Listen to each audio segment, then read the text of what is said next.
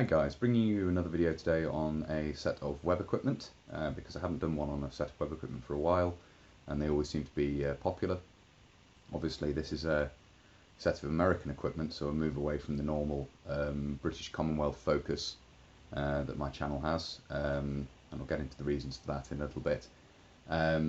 This is of course the American nylon M-1967 equipment, developed from experiments with nylon versions of the M-1956 equipment in the 1960s, and unlike the later Alice equipment developed, or sort of a spin-off from this through other development programs and coming on issue in the early 1970s, the M-1967 was designed for tropical use only, really, rather than being a multi-theatre issue piece of equipment. And of course the way it's set up here is a full set of M-1967 components wasn't really seen in the field, I don't believe. I mean, I'm willing to be shown photographs, but certainly the only photographs I've seen have been components in use with M-1956 equipment, mixed and matched. So basically it still follows the same sort of layout and design principles in many ways as the M-1956. You have a set of H-shaped suspenders. You have that is two straps at the back, two straps at the front, so when they're laid out flat they form a sort of H shape. You have ammunition pouches supported from the harness by separate straps that clip up to D-rings on the harness, as you can see on the suspenders. That is the compass first aid pouch is essentially a copy made in nylon of the M-1956 equivalent, and similarly with the Canteen carrier. Obviously some modifications there, inclusion of a pocket for the sterilisation tablets and so on. And then it begins to move away in various different ways, including the way the entrenching tool is carried and the design of the entrenching tool and so on. So we'll get into a few more details of that now. The first thing we'll have a look at in detail is the sleeping gear carrier, which is up here. Unlike the M-1956, where various straps and things had to go over the shoulder in order to carry the sleeping gear and come to the front of the suspenders and clip on, this is attached to the top of the suspenders using these clips here, which I have unclipped just for ease of removal. So there are two D-rings and two clips on the top of the suspenders there. This clips up to those, and then it also has these Velcro, or I think touch and close at the time was the name for it, I can't remember off the top of my head, but anyway, these go onto the vertical straps on the back of the suspenders to stabilise it against your back. It can also be worn lower on the belt, and there's this piece of Velcro here for that. Basically this is just a piece of nylon edged with straps that you can put your sleeping gear into these straps, strap it down and wear it against your back in a roll. That's all it is. It's a very simple bit of kit. Inside you have the soft side of Velcro in order to give some protection to the nylon from the straps rubbing. It's just to give a bit of extra padding, that's all that is. And obviously D-rings at the top to clip on. You've got the standard little aluminium pull buckles, so strap goes through and you can pull tight there, which are a good design. So that's basically it. It's a very simple piece of the equipment, which I'll remove to the side now so we can have a look at the rest. So the rest of the equipment, you can better see the form of the suspenders now. We'll talk more about the suspenders now.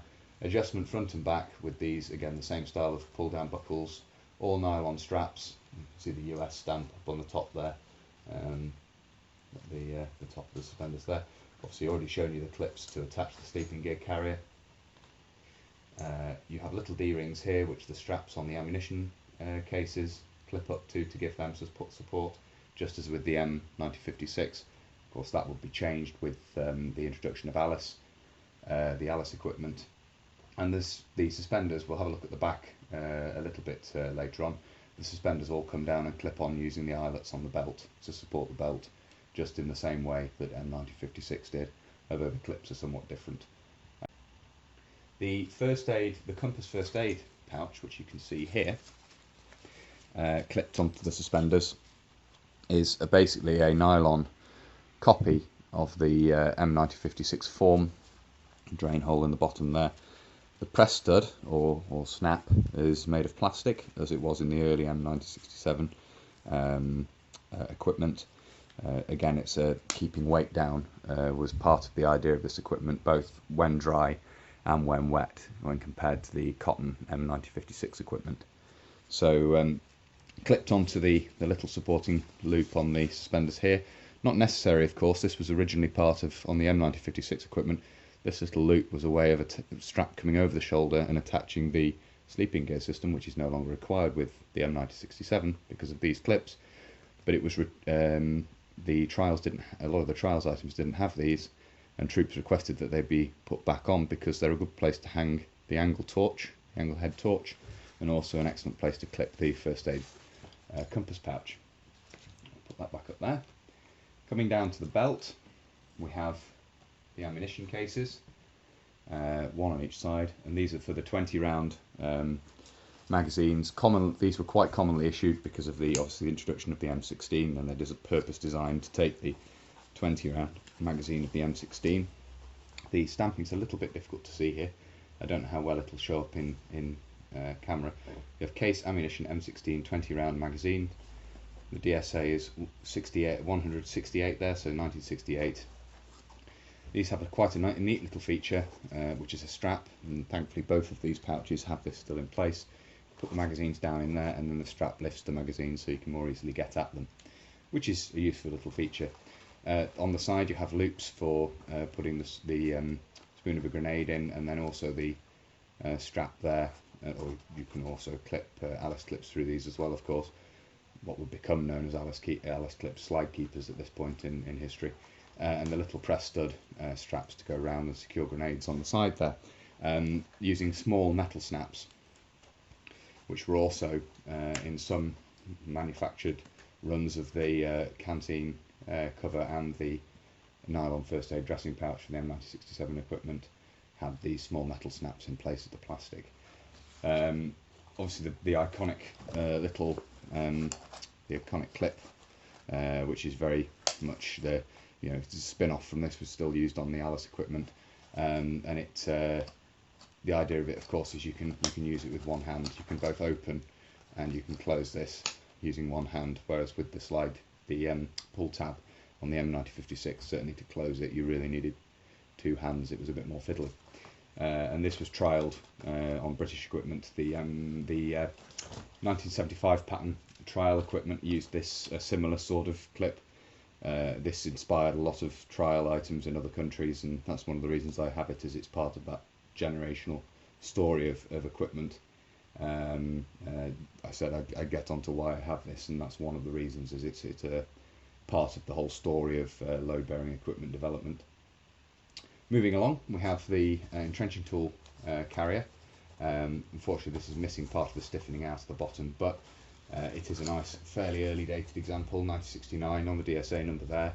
And the stamp's quite nice in there too. I still need to get an entrenching tool. I'd like an early, late 60s, early 70s dated example would be nice. But this is for the three-way folding collapsible entrenching tool, which is still standard issue for many NATO armies now, because it was a very good design for what it was. I mean, it's not particularly good at digging holes, but to be lightweight and portable, it does fulfil that requirement at least.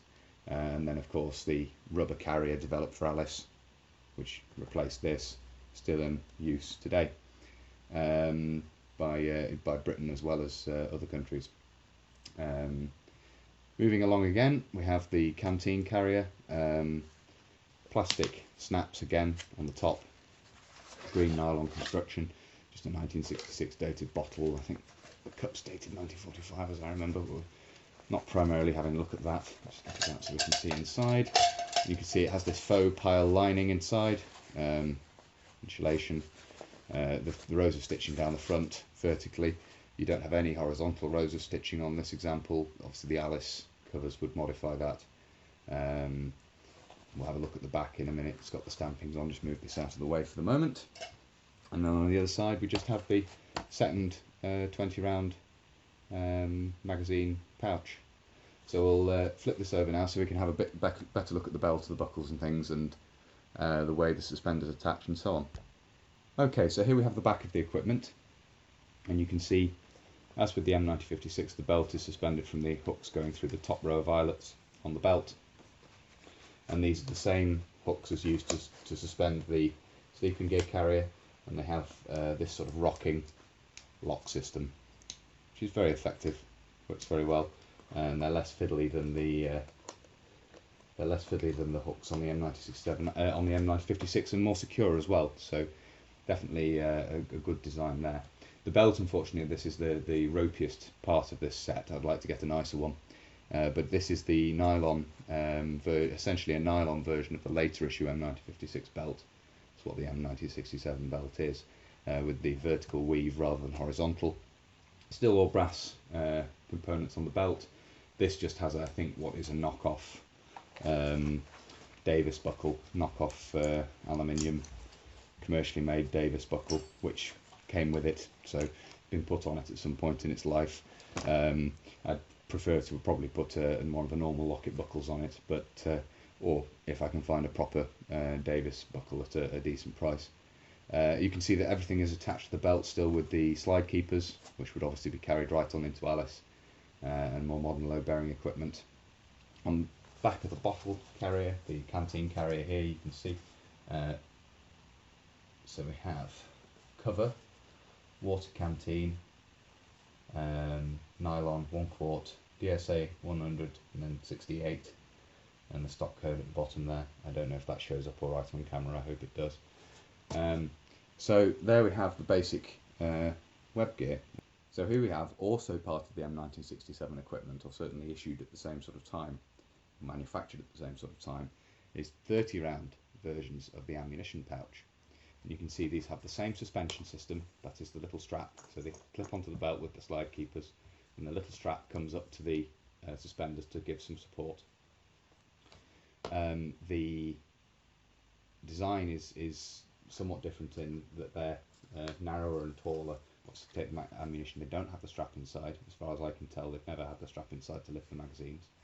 And on the side, there's a difference. There's not the little strip of nylon with a press-studded strap sort of from one side to the other and press-studding here. You have a split strap with a plastic press stud in the middle to go around with grenades if you're carrying them on the side. So that's a design change from the 20 round pouches we were having a look at before.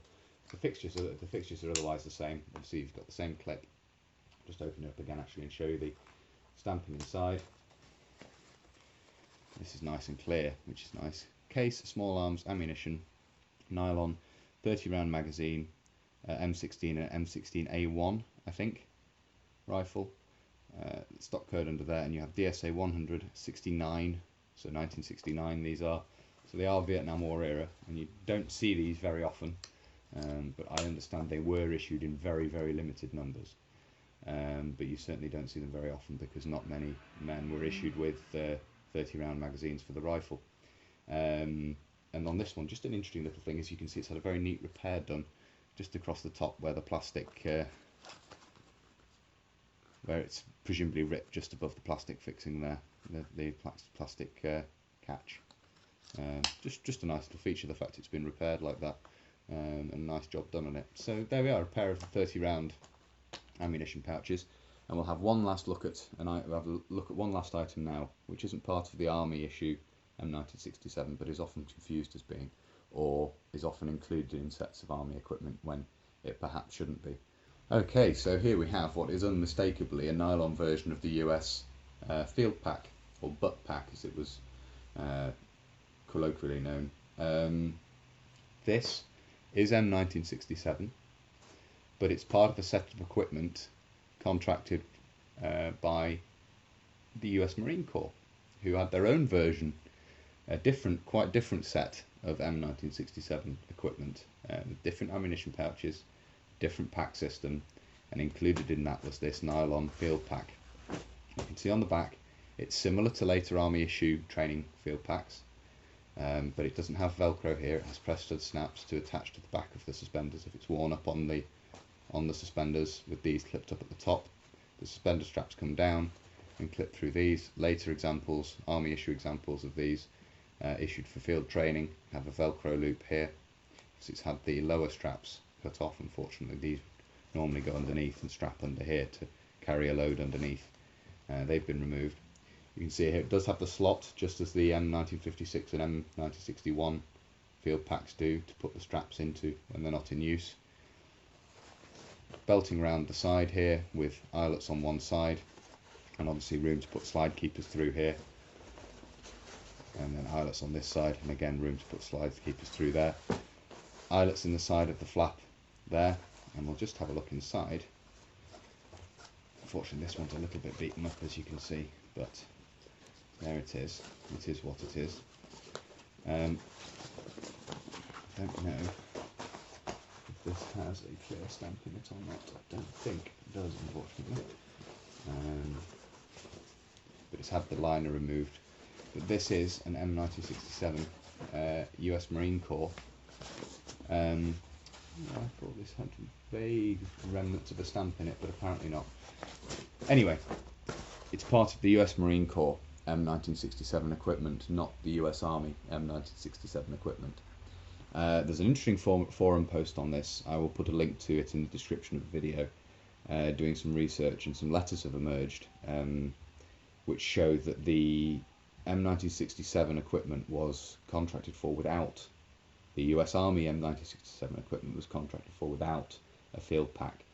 The reason being, although a trial M1956 nylon field pack had been made in very small numbers for trial, when it came to producing this for issue, or producing a version of it for issue as M1967, it was decided that as men in Vietnam would be issued with, or the plan was to issue men in Vietnam with lightweight and tropical rucksacks, it would be unnecessary.